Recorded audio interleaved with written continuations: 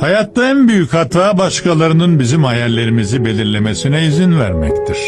Kendi kalbinin sesini dinlemezsen bir gün pişman olursun. Ama asıl mesele korkuların seni durdurmasına izin vermemektir. Çünkü hayat cesur olanların yanındadır. Hayalini gerçekleştirmek için yola çıkan herkes kaderiyle karşılaşacaktır. Ve unutma, evren her zaman senin içindeki ışığı destekler.